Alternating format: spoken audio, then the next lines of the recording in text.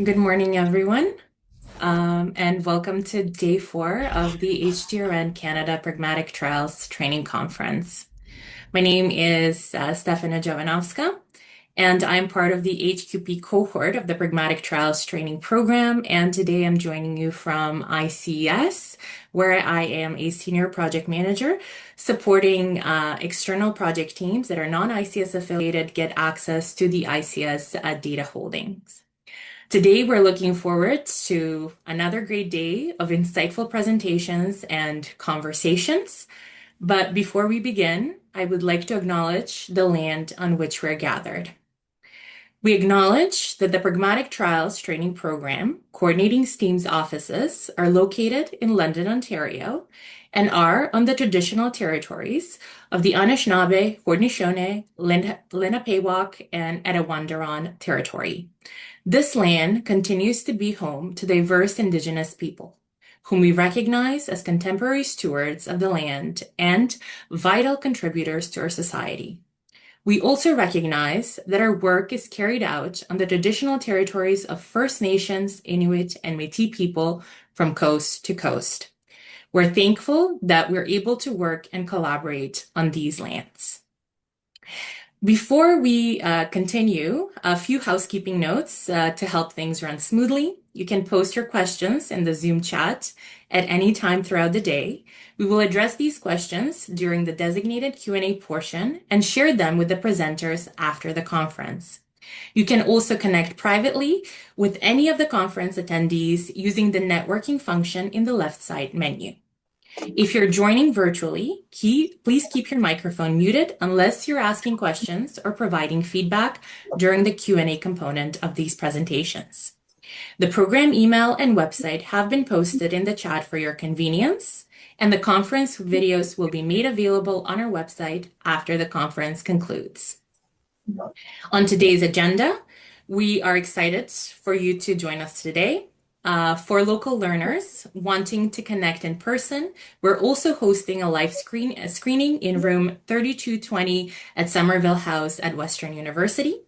Each session will last an hour, and we will conclude the presentation by one of our, and we will, and my apologies, and each session will last an hour and will consist of presentations by one of our trial leaders, followed by a discussion with the expert panelist and a time for audience Q&A. We will break for lunch between 12:10 and 12:55 and conclude our day at 2 p.m. Again, this is our final day today, so we're looking forward to an engaging and informative day. Thank you again for being here, and let's get started. It is my absolute pleasure to introduce you to our first presenter, Dr. Sabrina Hoa.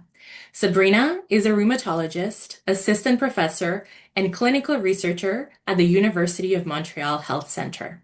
Sabrina will be presenting her pragmatic randomized control trial to compare the effectiveness of early immunomodulation strategy versus standard of care to prevent disease progression in early systemic sclerosis with limited skin involvement. Please join me in welcoming Dr. Sabrina Hoa. Thank you, Stefana, and I'm happy to be presenting the work that I've been working on in the past 2 years in the Pragmatic Trial Training Program. So scleroderma is not a so common disease. So for those who don't know about this disease, so scleroderma comes from the word sclero, which means thick, and derma, skin. So it's a disease where the skin is thickened. We see here a picture of the hands that are sclerosed in terms of the skin, leading to contractures of the fingers, and it also affects the internal organs. It affects about 1 in 2,500 people, mostly females that are affected, but affects males in a more severe way. Average age of onset 30 to 50, but can certainly affect younger people, including children and older people. And among all rheumatic diseases that we see in rheumatology, this is the disease with the highest mortality. And because of the fibrosis that happens on the skin and internal organs, it is also sometimes called the mummifying disease. There are two main categories of scleroderma. There's the limited form and the diffuse form, and this is based on the extent of skin involvement. So when the skin affects the forearms, the hands, the head, or the lower legs, this is called the limited. Whereas when it extends more proximally, then it's diffuse. And this categorization is helpful in terms of predicting prognosis, mortality, and the types of organ involvement that could occur. Most of the trials that have been done to date in scleroderma have focused on the diffuse subset because of its higher mortality and more severe skin disease and more rapid progression that can be captured within a short time frame in clinical trials. But notably, the limited scleroderma subset is the most prevalent form, affecting over two-thirds of scleroderma patients, and yet they are really underrepresented in current trials in scleroderma. Um, there's a central role of autoimmunity in scleroderma. It is an autoimmune disease, and there is the presence of autoantibodies in the blood very early on, even before the onset of other manifestations. And there are some studies that suggest a pathogenic role of autoantibodies in scleroderma. So there is rationale to use immunosuppressive drugs in the treatment of scleroderma, but the approach of using these drugs is different according to the limited or the diffuse subset. Currently, in diffuse cutaneous scleroderma, immunosuppressive drugs are used upfront to treat the progressive skin fibrosis that is quite debilitating. And also because the diffuse scleroderma subset has a higher incidence of organ complications, these drugs are also started upfront, theoretically to prevent the onset of more severe organ complications. Whereas in limited scleroderma, currently, immunosuppressive drugs are used more on an as needed basis. There's no preventive strategy. We don't treat upfront these patients with immunosuppressive drugs. But if they develop significant or progressive lung, joint, muscle, or heart inflammation, then immunosuppressive drugs are started. Um, Perhaps this approach is based on the perception that limited scleroderma is a less severe form of scleroderma. It's true that the mortality is not as high. However, studies have shown that the disability is almost equivalent to the diffuse subset. And this disability is due to complications like Raynaud phenomenon when the fingers turn white and are painful with cold, which is not great in this Canadian weather. Winter is quite long. There's also calcinosis, so these lumps of calcium that form under the skin on the fingers, for example. The skin fibrosis, even if it affects only the hands, can be quite disabling. And there are also digital ulcers when the Raynaud, the ischemia is very severe. That can be very painful and has a great impact on the quality of life. And although organ complications occur at a lower incidence in limited scleroderma, they still do occur. And in the presence of significant organ complications, survival rates in limited scleroderma are comparable to diffuse scleroderma. And there have been comments where, well, limited scleroderma is less severe. It doesn't warrant or it doesn't justify the risk associated with immunosuppressive drugs. Well, we discussed this issue with our patient advisory group, and one of our patients provided this very poignant quote, which is although we often look at the treatment of scleroderma through the lens of diffuse scleroderma, which is how to prevent the fatalities and how to avoid the vital organ complications, but her hands are vital organs for her. There have been observational studies using data from Canadian and Australian scleroderma registries that have shown that using immunosuppressive drugs early on might help preventing the incident risk of, for example, interstitial lung disease. This is a research that I conducted during my master's thesis under the direction of Dr. Hudson. And there's also this on the right side, immunosuppressive drugs that could prevent damage accrual, including in limited scleroderma. So this is based on observational data from our registries. And apart from this observational data that is a hypothesis generating, we also performed a physician survey asking people, well, although guidelines currently don't really recommend upfront immunosuppression because there's no real trials that have been done, the limited scleroderma are really underrepresented in scleroderma trials. But do you, as a physician with expertise in scleroderma, we surveyed rheumatologists, we surveyed scleroderma experts across the world, do you use immunosuppressive drugs to treat limited scleroderma?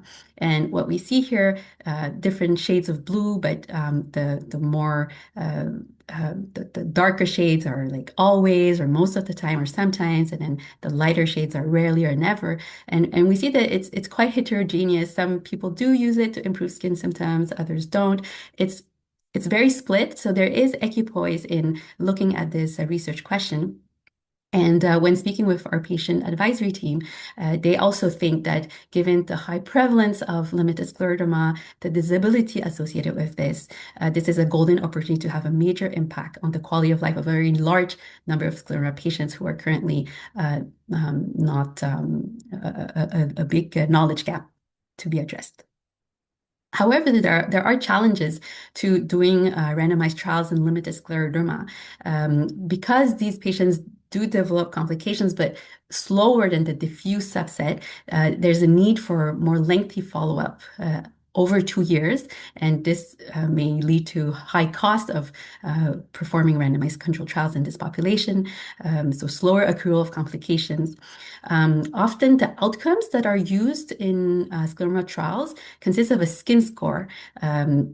The skin score has more range of change in the diffuse subset, but in limited scleroderma, because the skin extent is more limited, it's not a very good outcome to capture the outcomes.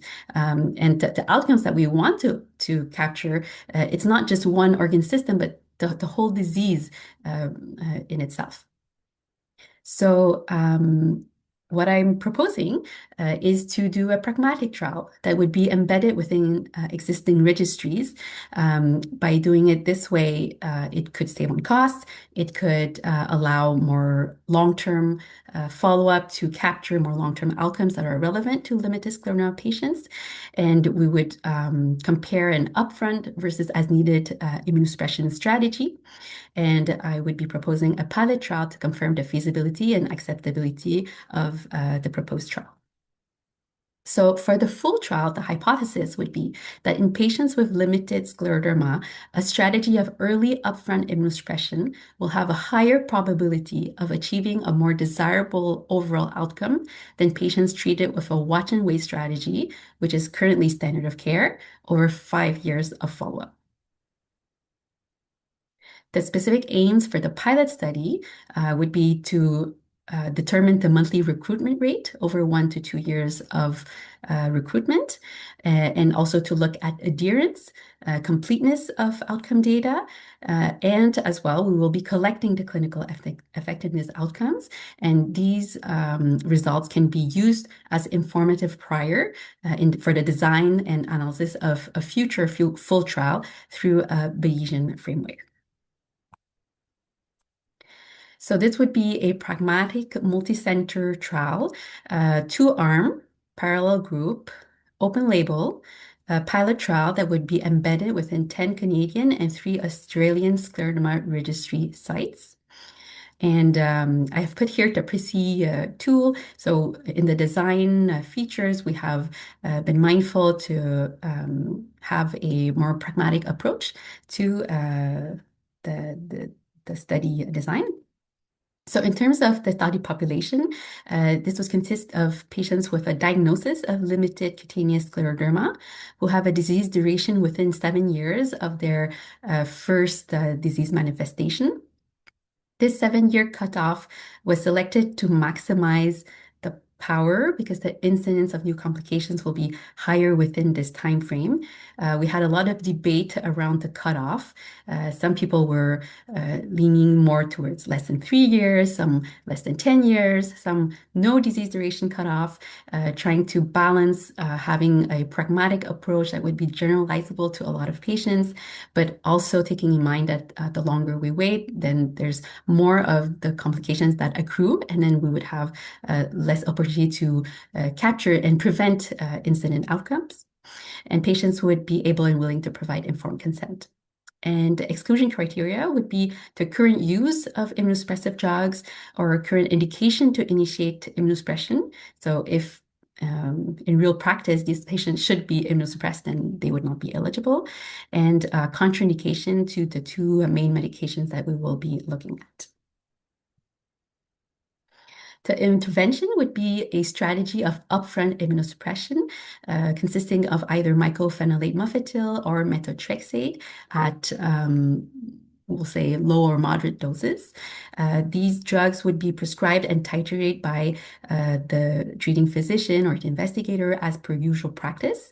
And the drug choice between MMF or methotrexate will be according to patient comorbidities and physician and patient preference and discussion.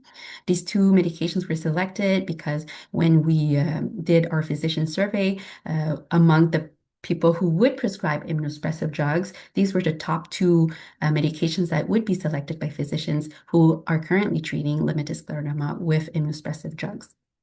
The comparator arm would be a watch and wait strategy, which is what we're doing currently in standard of care. And as part of this strategy, if patients were to develop complications that would usually warrant immunosuppression, then immunosuppression would be initiated, as we would usually do. There is no placebo, so there's been a lot of discussions also around the presence of a placebo, but in the setting of a pragmatic trial, and also considering the difficulties of having placebo for both MMF and methotrexate, and also considerations from patients when we were talking with our patient advisory group, it wouldn't be very acceptable to patients to be taking a placebo for 5 years. So then these were the reasons for keeping this open label. And the randomization would be centrally done through the red cap of the registries with mass allocation. It will be stratified by country with permutated blocks and variable block sizes. Other standard of care treatments will be permitted, including vasoactive drugs for Raynaud's phenomenon and digital ulcers, treatments for gastrointestinal symptoms, and hydroxychloroquine, which is more of an immunomodulator, is often used for joint pain in scleroderma patients and could be allowed as well concomitantly. In terms of the outcome measures, so for feasibility, we'll be looking at recruitment, at the proportion of eligible patients who are identified, who are approached, who provide consent, who meet criteria, who are randomized, and in reasons for non-participation. And then we will look also at adherence to the allocated arm and the completeness of primary efficacy outcome data. And for the effectiveness outcomes, so this is mostly for the full trial, but we will be collecting during this pilot trial all of the elements needed to calculate the effectiveness outcome. So it's a DOOR score. So this is a type of hierarchical composite endpoint. So composite endpoints are endpoints that combine multiple binary endpoints into a single outcome. For example, death or hospitalization or organ progression. So a patient who develops any of these outcomes will be considered to have an event. So this increases the frequency of this outcome and allows increased power and reduced required sample size. However, events are treated equally even if they have varying clinical importance. And then there are ordinal endpoints, which are mutually exclusive categories that are then rank ordered in a clinically meaningful manner. This also improves statistical efficiency and captures more information than in a binary outcome. However, these outcomes may be challenging to analyze and interpret. So these hierarchical composite endpoints combine these two types of endpoints, both composite endpoints and ordinal endpoints. There are different types of hierarchical composite endpoints.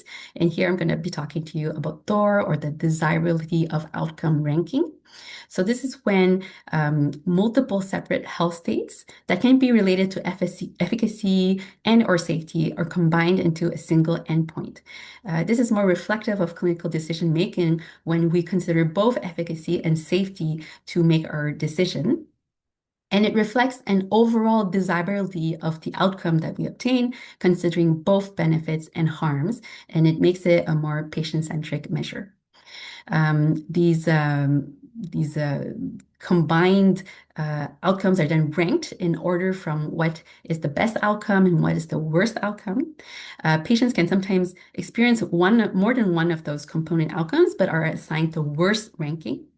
And then all this is integrated into a single measure, and the distribution of these ranks are then compared between treatment arms to determine which intervention leads to a more desirable outcome. So in the context of this trial, this is the DOR ranking that we propose. So here there's rank 1 to 8, 1 being the best outcome and 8 being the worst outcome. The best outcome would be that the patient is alive, develops no complications of scleroderma. The Sclero ID score is a patient-reported outcome that captures many components of scleroderma that are very important to patients, such as Raynaud's, the ulcers of the fingers, the function of the hands, the gastrointestinal tract symptoms, pain, fatigue, body mobility, breathlessness, and limitations on life choices and activities. So it's really scleroderma specific. It's brief as well. It's patient-derived and validated. So as part of this best rank, alive, no complication, and improved patient-reported outcome, that would be the best outcome. The worst outcome at number 8 would be death. And then in between 1 and 8, there's different ranks. So if they develop hospitalization, if they experience a hospitalization, that would be the next most severe. And then if they develop a major complication, then that's next. And then there's some non-major events that we also wanted to capture with worse or non-worse patient-reported outcomes. So this is how the different ranks are defined. In terms of major and non-major events, the major events are severe organ complications that are potentially life, organ, or limb-threatening. And most of the scleroderma trials will try to capture these types of outcomes as very severe complications that everyone would want to prevent. However, in limited scleroderma, the incidence of these major events is not as quick and not as incident as in diffuse scleroderma, for example. So there was one pilot trial, for example, that was done in limited scleroderma, and they looked at outcomes over 1 to 2 years, and the patients developed 0 major event. And so to have a trial based only on the classical major events that we want to prevent would not be a good strategy in the context of a limited scleroderma population. So we have here another column, which are the non-major scleroderma events, which are not as life or organ or imminently organ threatening as the major events, but they are also complications that have important impacts for patients based on our patient advisory team input, and also are important to prevent according to physicians. So as part of the physician survey, we asked them, well, if immunosuppressive drugs could prevent these complications, would you prescribe them as a preventive strategy? And then we took all the responses that were 80% and plus, and we made sure that these were reflected in our non-major events. So the outcomes will be measured through screening logs, and as part of these registry visits, patients are followed on an annual basis. So we will be capturing data every year for those 5 years. And the effective outcomes will also be part of the annual registry visits. Investigations are done as per usual practice. So these registries are observational, but we have added features to capture adverse events, questionnaires to capture adverse events as part of this trial. And there will also be the randomization module that will be added to the REDCap of these registries. In terms of the statistical analysis, for the feasibility analysis, we will be using a Bayesian gamma Poisson model. So basically, we will be estimating based on the number, but also the distribution of the recruitment across the participating sites. There will be a posterior probability of reaching the target sample size over 3 to 5 years of recruitment that will be calculated. And if this probability is over 80% with the 13 sites that we currently have, we will proceed to the full trial in the same way. If it's less than 80% with 13 sites, then we will identify what is the number of sites where it would be feasible to have over 80% probability of reaching the target sample size. And we will extend our network to see if we're able to reach, to recruit the number of sites required through the other Canadian sites, other Australian sites. There's the Scleroderma Clinical Trial Consortium, which includes international scleroderma experts across the world. So there is possibility to expand to more sites. But if we're not able to recruit this number of sites to have a reasonable recruitment within a reasonable time frame, then we will not proceed to the full trial due to lack of feasibility. And for the effectiveness outcomes, a Bayesian proportional odds model will be used with ITT as the primary analysis. And as I mentioned before, a Bayesian information borrowing technique will be used to be able to harness the information on effectiveness outcomes from the pilot trial toward the analysis of the full trial. So the trial timeline would be a 1 to 2 year recruitment period, and the blue arrows show that there may be some lag in the startup of different sites. So that's why there's a 1 to 2 years. So the first site to be activated will be recruiting for a longer time than the last site, but the last site will recruit for at least 1 year. And then the treatment will be given for 5 years. And once the recruitment period is finished, then we can already start analyzing the feasibility outcomes of recruitment rate and an interim analysis of adherence and follow-up. And this will inform progression to full trial, inform projections of site, and the duration needed to recruit to be able to go get extra funding to fund the full trial.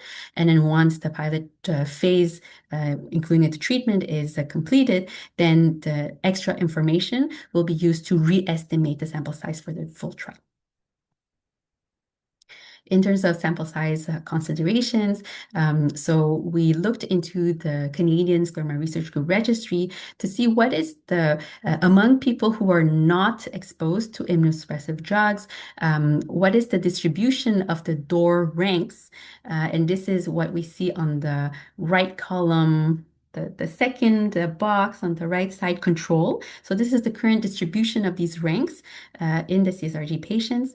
And then we did different simulations testing to see, well, if we were able to increase the number of patients who had more desirable outcomes and decrease the number of patients who have the less desirable outcomes, then what kind of door probability this would give. This door methodology has been used a lot in infectious disease trials looking at antibiotics, and a door probability of 60 to 65% is often used, is often what was found to be clinically meaningful. And I also presented this distribution of changes in ranking distribution to some knowledge users, rheumatologists, and to see if they found that this was something that they felt was clinically meaningful, and they agreed that yes, if this was the result of the trial, then they would change their practice and prescribe immunosuppressive drugs if this showed really this shift towards more desirable outcomes. And using these data, these simulations, it gave we would need to recruit between 150 and 341 participants to be able to be powered according to whether we're using the 60 or the 65% meaningfulness threshold. We're currently working at looking at what's the prevalence and the incidence of major events and non-major events, and this is helpful to kind of confirm that if we were to do a 2-year trial, that the incidence will not be as we would not be able to detect as many clinically impactful difference compared to if we were to look on a longer period. So for the pilot trial, we're aiming to participate at least 50 participants to allow for a precise estimation of adherence and attrition. And for the sample size target of 341 patients, which would be the more conservative sample size target, then we would need to observe during the pilot trial somewhere between 2.6 and 5.8 patients per site per year to have an 80% posterior probability of reaching the target with, for example, 13, 20, or 30 sites over 50 years. And we've been looking at historical data from the Canadian and Australian registries to kind of inform also our calculations in terms of recruitment rate and follow-up and adherence. But we do need this feasibility trial because observational recruitment within a registry is not the same as if we're saying that we're doing a clinical trial, for example. So we do find that it's important to have the pilot data. Potential sources of bias for this study include selection bias, which will be mitigated by central mass allocation with variable block sizes, performance and detection bias due to the open label nature of the study. However, there will be many objective measures like death and hospitalizations and the organ complications that can be objectivated. And we are considering central education where possible for some of these outcomes. Biostatisticians will be blinded to the groups, and we will be adjusting analysis for important confounders. So this is kind of a summary of how the pragmatism of the trial.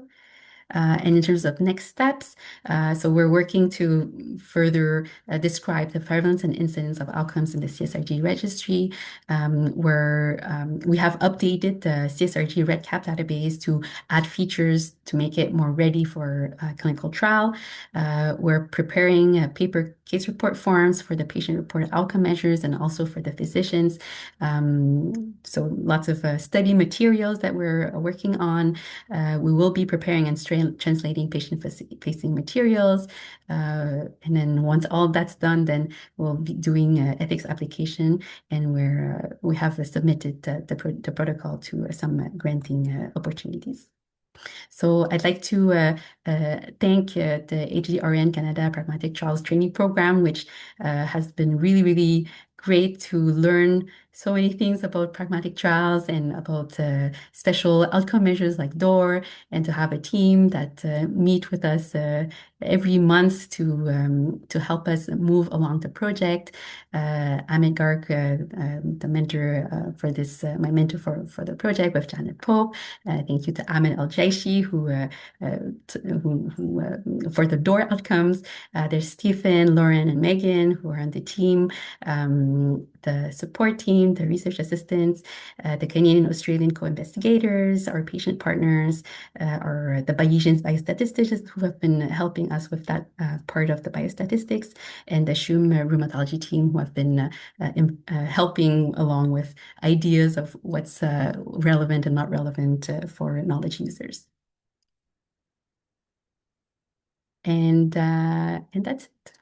So thank you for your attention. Thank you, Sabrina. This was a very informative presentation. It's a really timely study that challenges the traditional watch and wait approach in the treatment of limited scleroderma and ask whether earlier intervention could actually meaningfully change the disease trajectory. Thank you again. We'll now move into our panel discussion. I'm pleased to introduce our expert panelists. We have with us Dr. Marie Hudson, rheumatologist, epidemiologist, chief of division of rheumatology at the Jewish General Hospital, and Dr. Brett Tomes, psychologist, director and founder of the Scleroderma Patient-Centered Intervention Network and senior investigator at the Lady Davis Institute of Medical Research at the Jewish General Hospital. Pleasure and welcome to you both. Thank you.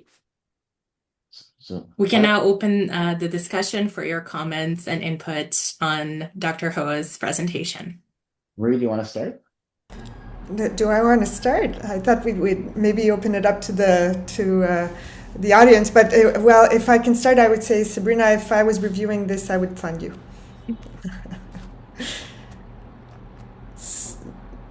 So are we supposed to make some broad comments here, or do we want to open it up to discussion? We can open up to discussion, but primarily we look to you as our experts on this to start off with the discussion on this presentation. We, of course, welcome any questions from the audience, and as they come through, I will read them out and present them to Dr. Hoa. Sounds good. Okay, so if I can say that this is a large knowledge gap. I've seen a lot of scleroderma patients. As Sabrina said, we have focused on the sicker patients for many, many years, and yet many more of our patients are considered not so sick. Yet, over time, these not so sick patients do progress, and it's with the hindsight and the experience that we've come to realize that we are probably undertreating these patients. Having said that, it takes a lot of hindsight to make that realization, because the limited patients who will progress slowly. And I think Sabrina highlighted very well the fact that although this is a really important question, this is a very challenging trial because of the time that it will take to accumulate sufficient events. So it's not a trial for the faint of heart. I do think that embedding it in existing registries is probably the way to go. The Canadian registry and the Australian registries have now both been going on for about 20 years. So clearly there is a commitment to long-term research, and so that will probably help you overcome the challenge of a slow accumulation of events. The other thing that struck me in your presentation is the tremendous amount of background work that goes into convincing people about how important this is. Your patient advisory board that really contributed significantly to the rationale behind this trial, and also you consulting with the experts, asking them what would move the needle for you. And so I think that's a strength in terms of when I say I would fund this, that is very convincing in all of this preparatory work. The last thing I'll mention, I'm very excited about your DOOR outcome. I think that is very novel, and in and of itself might open a new way of doing trials for scleroderma, which is a very, very challenging disease because it's such a multi-system disease. And I think the right outcomes are still unknown, and this is a new opportunity to study some of those, a novel outcome. So I'll stop there. Great. So I'm going to second much of what Marie said. There's clearly no chicken in doing this, and this is I don't know if people appreciate here. This is how complex and difficult it is to do trials in this disease, which often leaves real people out there without having evidence to guide their care. There's not people don't do the trials.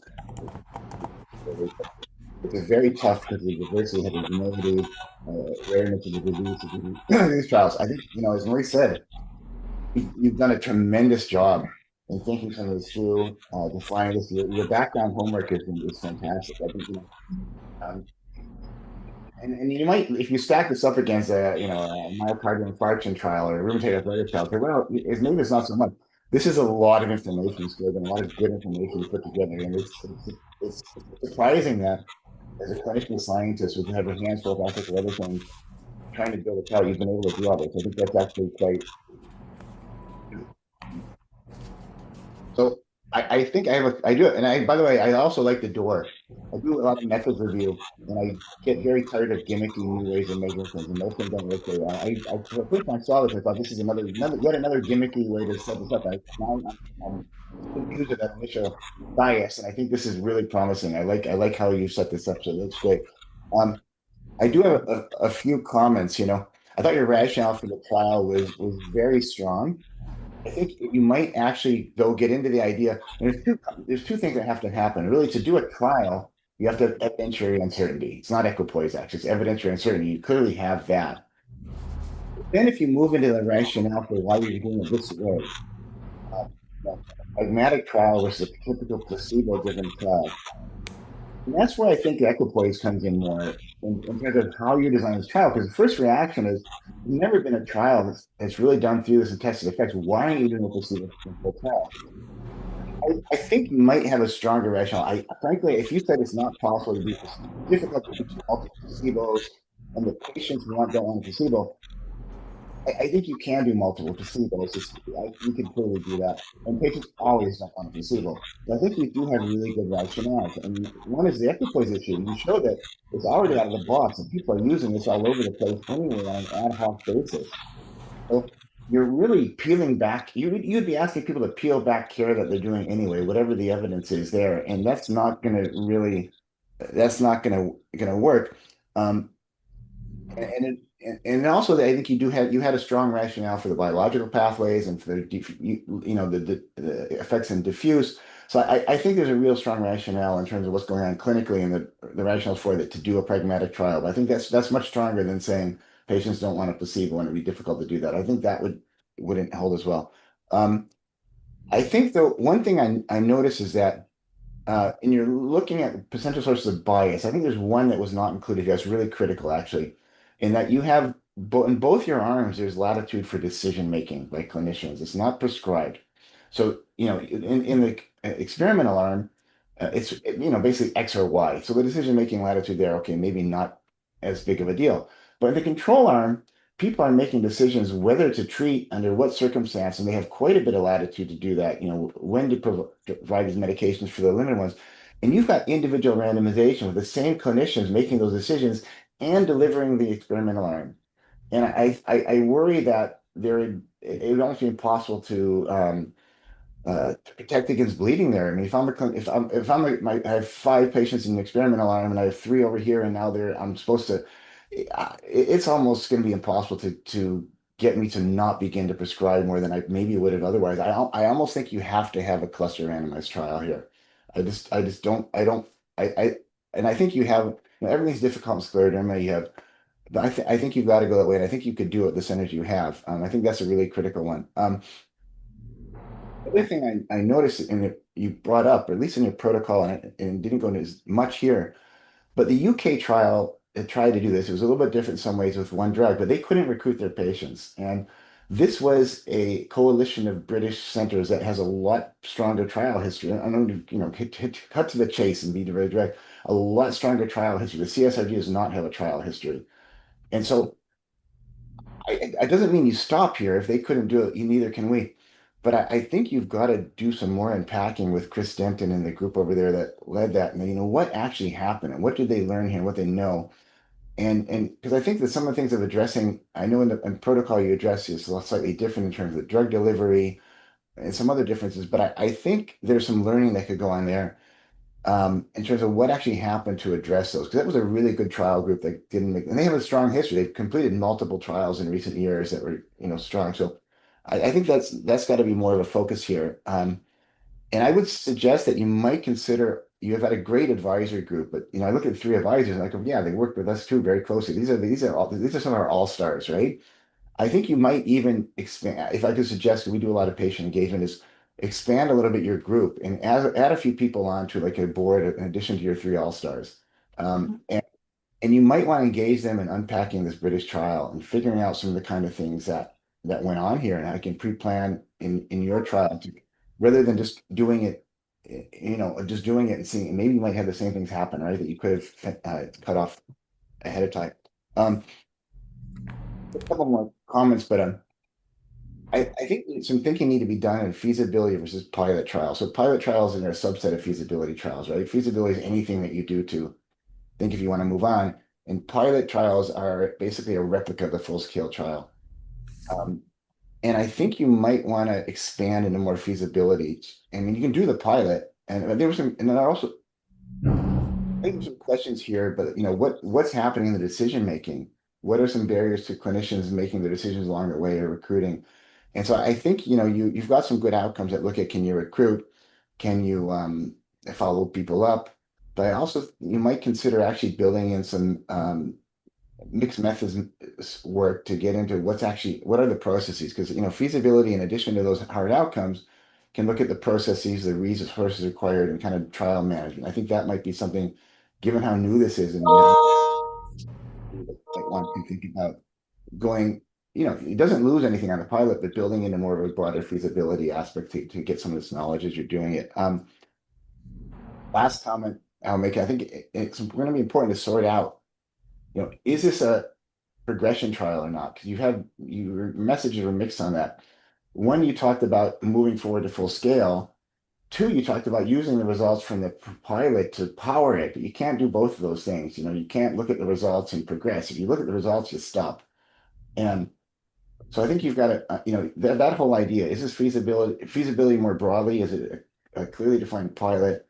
And are you progressing with this one or not? I think needs some thinking too. And I think you might be very careful about using your data to power your full scale. You've got 50 people and you're looking at fairly rare outcomes. I think that generally, if you look at Lahana Thabane at McMaster and some others in Canada have been real leaders on feasibility and pilot trials, and they're really going to discourage you using these data for powering these things unless you have some things in place. And you could have a great intervention going on and write it off because you have 50 people and you don't see anything or to the contrary, right? So that might be something to think about. Think about the power in some other way. But I mean, in the end, Sabrina, this is a really fantastic job here. I mean, you think you've really, this is one of the best considered trials I think I've seen in scleroderma you've put together. So congratulations on that, and kudos to you and the people working with your team. It's really, really nicely done. Thank you so much for your comments. Very, very insightful, very helpful. I will consider all of those points moving forward. We also have some questions from the audience, so I will go through them one by one. First question coming from Bin Lao. For randomization, do you plan to stratify by the centers? If not, what is the consideration? We'll stratify by country. I had considered to stratify by center because each center might have different practices that affects how management is delivered overall. However, given that the numbers expected per site will be quite low, let's say if there's 2 patients, up to 5 patients per site, then to stratify the randomization within that site with only 1 or 2 patients, it was, and if we have like 13 sites, and if in the full trial there will be more sites, then that will just make a lot of strata for the number of patients in each site. So that was the reason that I decided not to stratify by center. Thank you. Using my moderator's advantage. For the centers, especially in Canada, are they going to be located in one province or are they distributed across different provinces? They'll be distributed across the multiple provinces. Thank you. So again, coming from Bin Lu, what are your thoughts on methotrexate use consideration besides hydroxychloroquine for this study? So I wonder if the question is the impact of allowing concomitant hydroxychloroquine, or why we chose methotrexate over hydroxychloroquine. But basically, for one, in the physician survey, those were the top two medications, including methotrexate with MMF. That was first choice. We had a lot of discussions back and forth on whether to allow hydroxychloroquine, to include it as a part of the medications that would be part of this upfront pathway, to exclude patients who were on on Plaquenil, or just to adjust for it or to stratify by it. We went through many, many different versions where it was all different ways of dealing with hydroxychloroquine. And basically, this medication is more of an immunomodulator. Initially, I really wanted to include it because it's something that I think, if in terms of patient preference, sometimes physicians do prescribe this medication in limited scleroderma, saying, well, we don't know if it could have an impact on disease modification, and they prescribe it for that reason. So it's something that physicians already kind of do. And so it would have been really nice to be able to test this hypothesis in the trial. However, the evidence for hydroxychloroquine efficacy in the treatment of scleroderma, there's really, really not much out there. So this is used more on the basis of the fact that this is used in other systemic autoimmune rheumatic diseases like lupus or rheumatoid arthritis, but there's really no evidence in scleroderma. And if we really want to do disease modification, the impact of methotrexate and MMF in diffuse scleroderma, for example, are thought to be about equivalent in terms of the effect size, whereas with hydroxychloroquine, we just don't have that evidence of benefit. And so that's why finally we decided to not include it as part of our intervention arm, but to allow it as a concomitant medication, because we didn't want to exclude patients who would want to be on this medication, trying to maintain generalizability to a lot of patients. So that's that. So it's going to be one of the adjustment factors. I wonder if on this subject of medication, also the other thing that struck me is the dose of methotrexate that you chose is quite low. The trial done by Janet Pope, with methotrexate in scleroderma, which was a negative trial, has often been, I won't say criticized, but people have often said that maybe they just used a dose that was too low, and I think the dose was on average about 15 milligrams. So why did you choose such a lower dose? Mm-hmm. This is a good point, and maybe I might reconsider going up to the 20 dose. So usually in scleroderma, we start at 15, up to 25. That's what we usually do in other diseases like rheumatoid arthritis. And given that this was whenever it's more about prevention, I feel like I don't want to go on the higher dose where there could be more safety considerations in patients who don't yet have the complications. But that's a very good point that 20 milligrams would be maybe a better in between, where we would be more confident in the effectiveness without compromising too much on the safety. Gordon, I will skip your question for now. I will go to Yasmin's question as it has to do with the medication. And we're discussing that topic for now. So Yasmin says, thank you so much, Sabrina. It was a great presentation. I was looking for the methotrexate, sorry, my apologies for mispronouncing this, on Health Canada website, and I noticed that we have diffuse scleroderma is not listed as one of the indications in Canada. I know you're working on regulatory and monitoring consideration. Could you please elaborate on this aspect? Is it going to be a pathway of treatment or a single medication? Mm-hmm. Yeah, so working on it to try to disentangle this. Most the great majority of the medications we currently use in scleroderma is off-label. The medications like mycophenolate and methotrexate are relatively very cheap medications. They've been around for a long time. So there's to get the Health Canada indication, there's a company that has to submit it to Health Canada. But because this is so cheap, there's no company who really invests money in these medications. So they will probably always stay off-label. So for a previous trial another trial that I'm doing now in mild lung disease, where we're comparing MMF versus placebo, because the MMF is off-label, we did go get Health Canada approval for this. It was very easy to get because it's already very well known as a drug used for a long time, and it's already part of usual practice in all of our a lot by rheumatologists. So there's already like the monography and everything. So it was very easy to get it approved. But for this trial, I'm not sure if it's because both MMF and methotrexate are off-label. So are we really testing this medications, or are we testing a treatment pathway?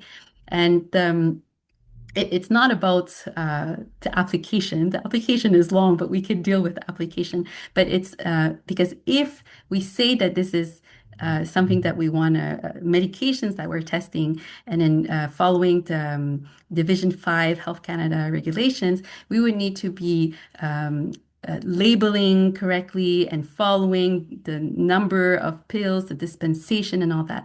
And if we're saying that we're saying, okay, it's an upfront treatment, physicians are prescribing it, then the pragmatic way I was envisioning this was that the patients would get their prescription, go to their pharmacy, take it, and then when they come back, we can say, well, in terms of adherence, like, are they still on it? Are they taking it? A bit like what we would be evaluating in standard care. Are they getting their prescriptions and all that? But we wouldn't be counting pills. The pill count, the dispensing, that would be a lot more fees, and this would be very unpragmatic. But now that I'm thinking about these regulatory considerations, I hope that Health Canada would not want us to have to go through all of these for medications that are already on the prescription pads every day. So at this point, I'm waiting to consult with the director of my ethics. The ethics board at my research center to ask if, in terms of ethics, if we were to submit this, would they be requiring Health Canada approval or not? There's a possibility to have a consultation with Health Canada to ask these questions, but this also requires a lot of paperwork, including a presentation, and a lot of data needs to be submitted just to plan the discussion with Health Canada. So I'm starting to open this big can of worms. Thank you. On that note, you have chosen a treatment strategy with several possible drugs. So how should clinicians interpret the findings if the trial shows benefit? So this would be to see if an upfront approach, using immunosuppressive drugs that we're already using upfront in diffuse scleroderma, is this upfront approach lead to more desirable outcomes, preventing patient-important complications, compared to what we're doing now, which is only treating if they develop what we consider worthy of immunosuppression. And so if the trial is positive, then an upfront approach would be what is beneficial. And then this upfront approach in the trial consisted of MMF or methotrexate. So that's how I would interpret it. Thank you. Going back to Gordon Fernie's question, great talk. You have listed 10 Canadian sites and 3 Australian sites. Should you not get the recruitment rate? And how many have you got access to? If there are several more available, what is the reason for not adding them at the beginning? So this is the maximum number in Canadian sites that I was able to get until now, where there's investigators. But there may be some additional potential sites where there's some fellows who are being trained in scleroderma internationally and will be back in 2 years, for example. So those are potential new sites that could be considered in 2, 3 years when they will be ready to hop on.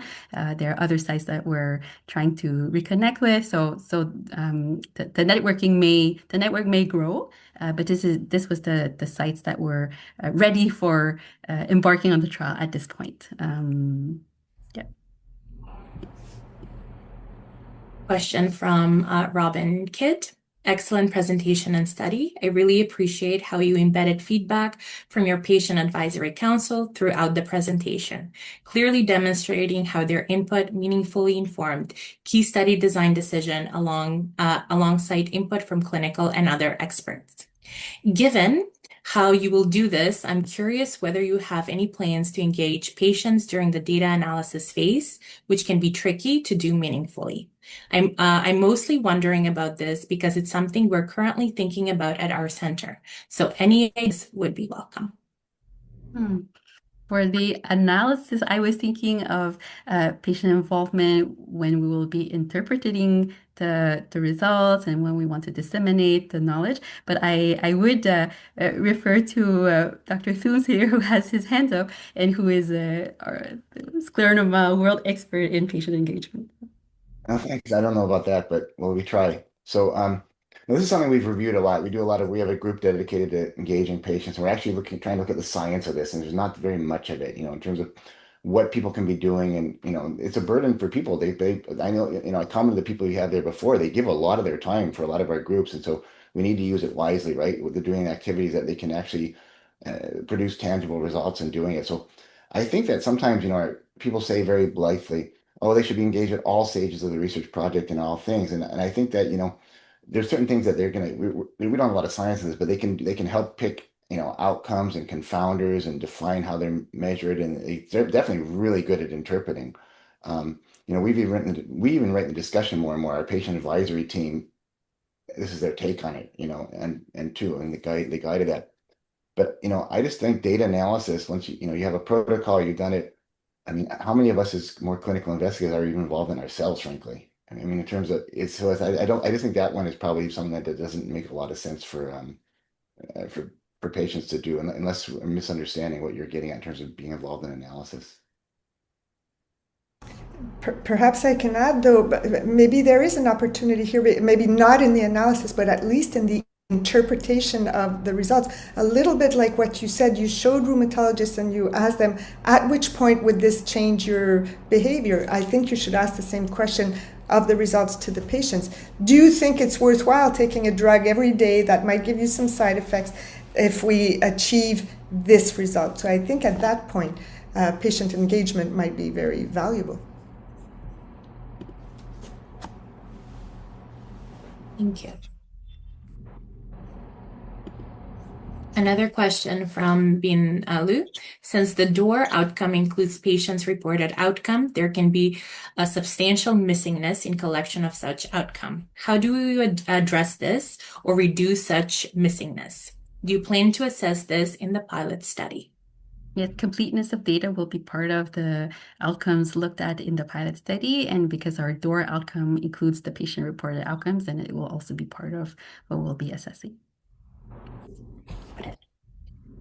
Using my advantage as a moderator, how do you envision, if the results are positive, to influence clinical guidelines and practice in the treatment of this disease?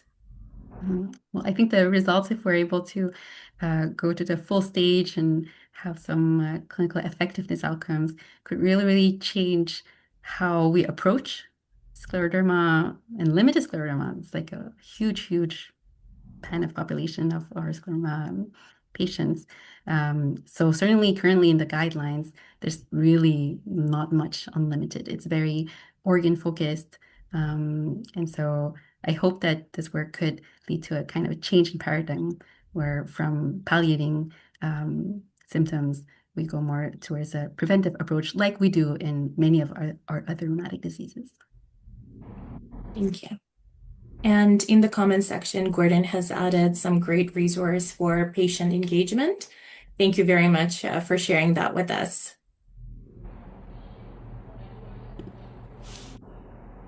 I don't see any more questions in our discussion section. Dr. Hudson, Dr. Toombs, do you have any final comments? So Sabrina, it's good that you're at the beginning of your career. It will take some time to do this, but you've got lots of time ahead of you, so good luck. I just want to, reiterate, Sabrina, you've done this is really nicely done.